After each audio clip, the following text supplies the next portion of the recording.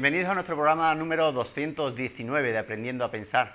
Estamos en una semana en la que estamos viendo una serie de mates que llevan nombre propio del que si no el que lo inventó, el que lo puso en práctica o un personaje famoso que lo popularizó. Y si no faltáis a la cita durante todos estos días de la semana, pues estaréis viendo diferentes tipos de mate.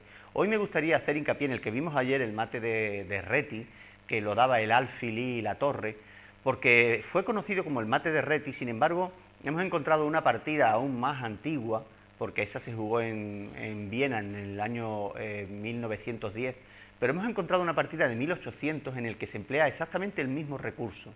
Con lo cual, a veces es así de injusto el ajedrez como la vida, porque se reconoce a ese mate como el mate de Reti. Sin embargo, hubo un jugador que lo empleó, pues podemos decir, varias décadas antes, casi 60 años antes.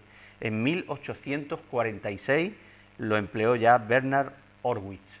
¿Qué ocurre? Que él no fue un jugador tan conocido, tan famoso, no llegó a la élite mundial del ajedrez y pues pasó un poco desapercibida su creación. Y posiblemente inspirado en este tipo de partidas que se conocían en aquella época, pues Richard Reti, alimentándose de todas esas partidas que había en el pasado, pues introdujo ese recurso en su interior y luego lo pudo emplear y al final se reconoció como el mate de Reti. Sin embargo, debería haberse conocido como el mate de Horwitz. Vamos a ver esta partida en la que Horwitz le gana a Schulten con un mate pues similar, prácticamente idéntico al de ayer, en algunas cuantas más jugadas, porque la partida de ayer fue de tan solo 11 movimientos y esta dura un poco más, pero con los mismos argumentos. Se sacrifica la dama para dar mate con la torre y el alfil.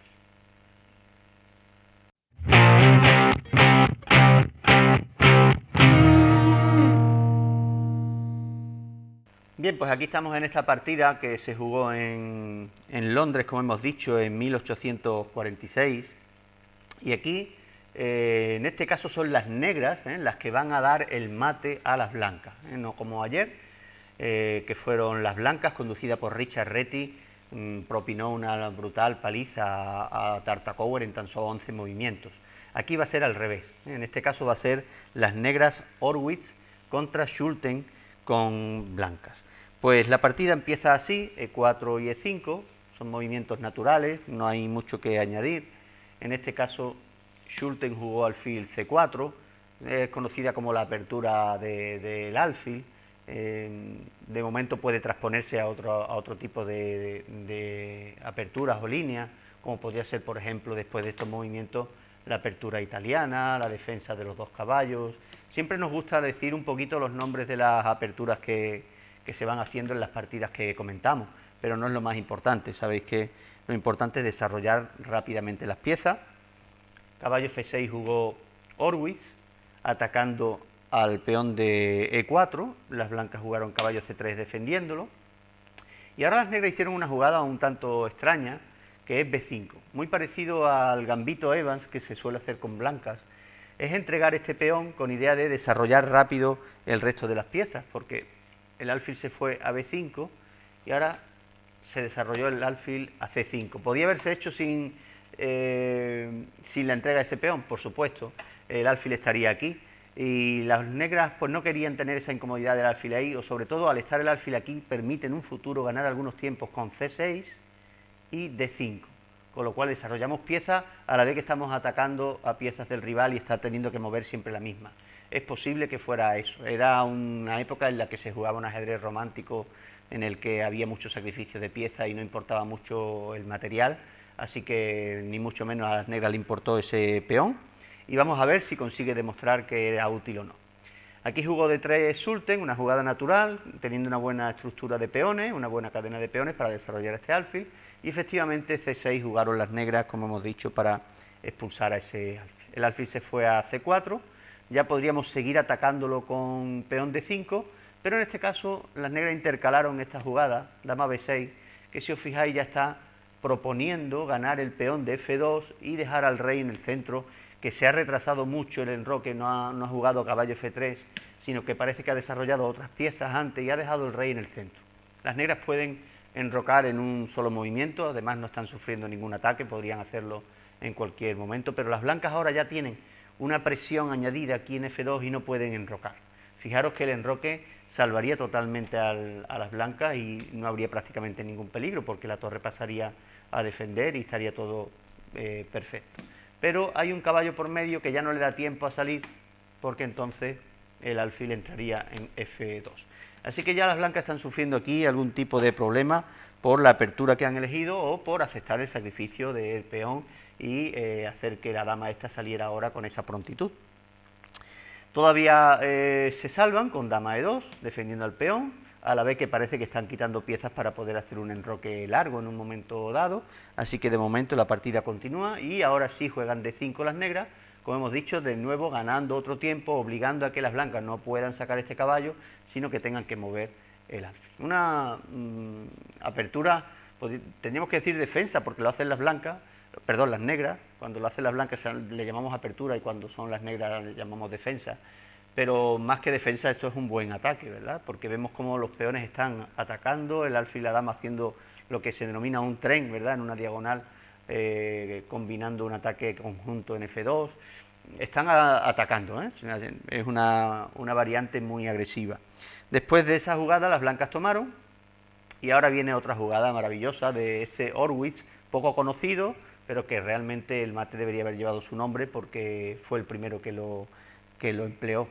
En lugar de tomar, enroca y, como hemos dicho, da más prioridad a sacar la torre para atacar a ese rey que se ha quedado en el centro, antes que perder ya dos peones que va perdiendo, y ahora podría incluso las blancas seguir tomando ahí.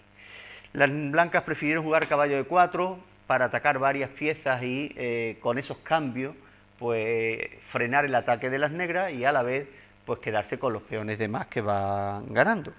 En este caso las negras tomaron, es inevitable sufrir algún cambio ya porque el caballo amenazaba dos piezas a la vez, así que las negras tomaron caballo por E4 y las blancas peón por E4.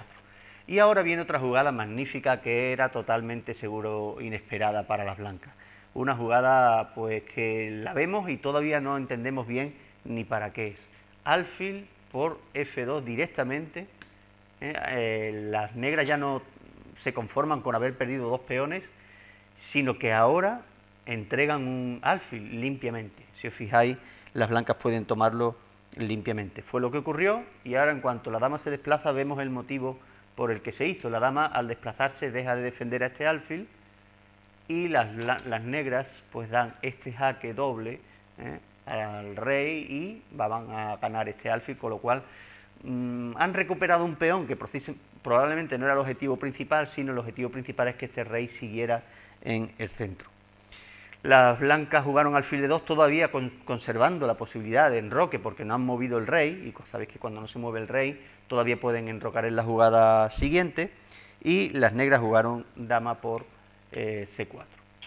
Este es un momento en el que podríamos decir, bueno, ¿y ahora por qué no aprovechan las blancas para enrocar? Se quedan con ese peón de más y bueno, pues seguiría la partida pues con más tranquilidad. Pues si os fijáis, en caso de enroque la torre se iría aquí y esta dama entraría en A2 con gran peligro de nuevo, incluso amenazando mate en una jugada. Así que las blancas no ven la luz, no encuentran ningún momento en el que enrocar ni largo ni corto por culpa de ese caballo, y lo que prefiere jugar en este momento es dama F3. Jugó dama F3, una jugada que se va a demostrar que es claramente mala.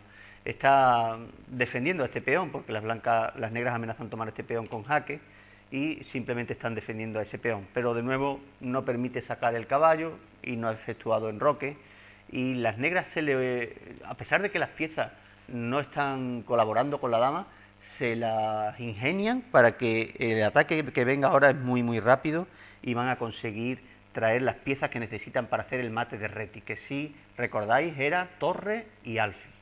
Pues bien, aquí está el alfil y podemos considerar que esta es la torre, que puede salir más rápido que esta, ¿verdad? ¿Cómo usaron las negras el alfil y la torre para hacer el mate de reti? Aunque reti sabéis que vivió décadas después que este propio Horwitz, y debería haberse llamado mate de Horwitz.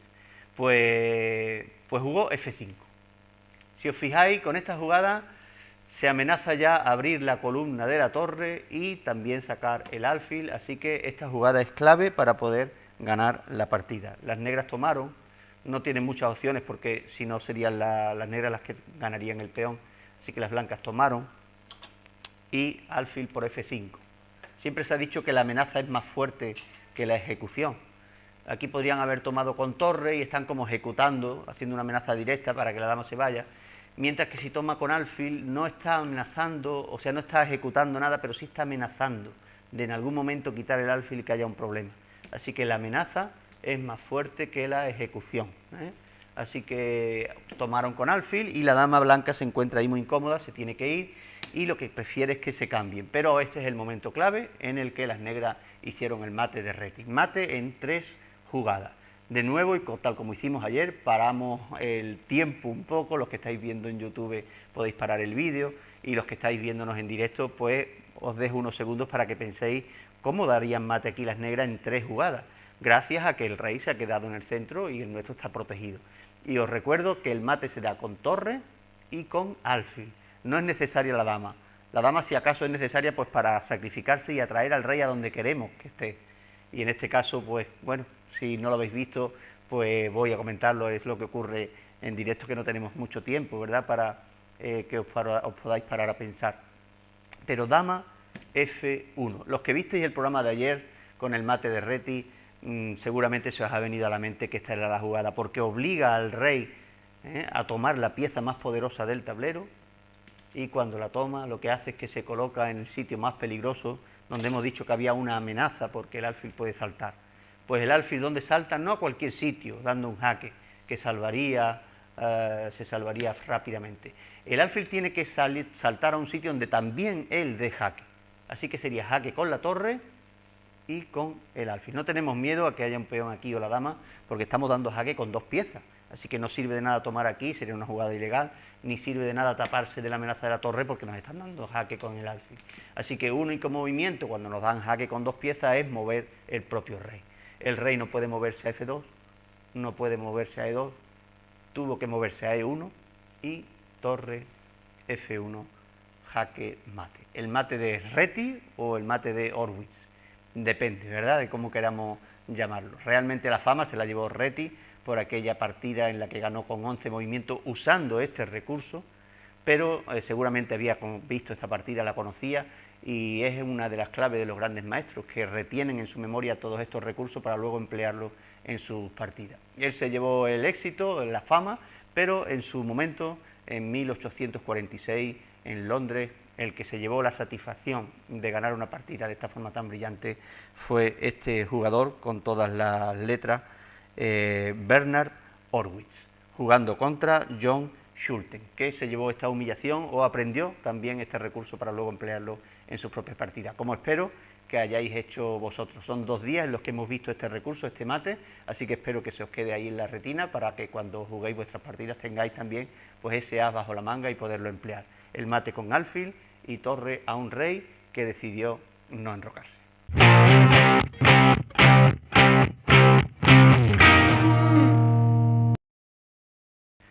Bien, pues ahí tenéis ese mate tan espectacular, ¿verdad?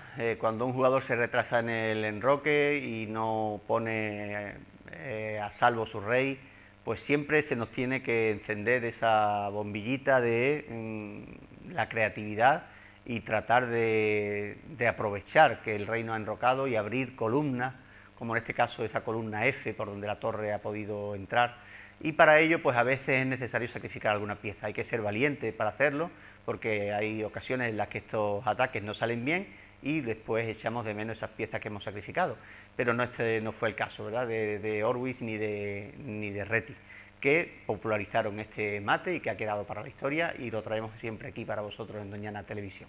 Esperemos que os haya gustado y mañana estaremos con otro mate diferente, con el mate de Pillsbury.